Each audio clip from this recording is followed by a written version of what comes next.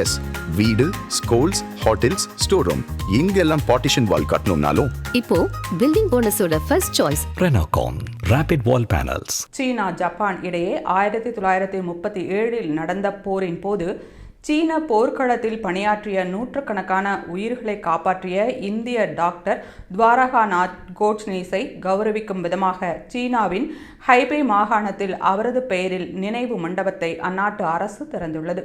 சீனா Japan இடையே 1937 முதல் 1945 வரையிலான காலகட்டத்தில் போர் நடந்தபோது சீன தலைவர்களின் வேண்டுகோளுக்கு இணங்க 5 தன்னார்வ டாக்டர்கள் அடங்கிய மருத்துவ உதவிக்குழுவை சீனாவுக்கு இந்தியா அனுப்பி வைத்தது.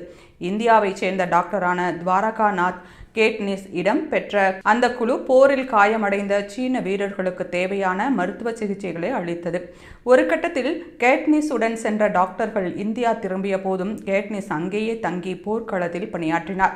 மின்சாரம் இல்லாத நிலையிலும் கூட அறுவை சிகிச்சைகளை செய்து 1000க்கும் மேற்பட்ட சீன வீரர்களின் உயிரை காப்பாற்றினார். கடந்த 1942 ஆண்டு டிசம்பர் 9 சீனாவின் ஹைபே மாகாணத்தில் குவாலியாங் கிராமத்தில் அறுவை சிகிச்சை செய்யும் போதே மயங்கி விழுந்து உயிரிழந்தார். இதையடுத்து சீன கம்யூனிஸ்ட் தலைவரான மா சேதுங் வெளியிட்ட இரங்கல் குறிப்பில் சீனாவின் நண்பர் என்று கேட்னியூஸுக்கு புகழாரம் சூட்டினார். 1949 பின் கேட்னிஸ் பெயரில் சீனா ஒரு மருத்துவ கல்லூரியை கட்டியதுடன் அவரது உருவம் பொறித்த அஞ்சல் தலையையும் வெளியிட்டு சிறப்பித்தது. மேலும் சின்ஜியாங் மாகாணத்தில் உள்ள ஒரு நகருக்கு கேட்னிஸ் பெயரை சூட்டியது. இந்நிலையில் சீனாவின் ஹைபே மாகாணத்தில் டாக்டர் துவாரகாநாத் கேட்னிஸ் பெயரில் நினைவு மண்டபம் கட்டிய சீன அரசு அதை சமீபத்தில் திறந்து மரியாதை செய்துள்ளது.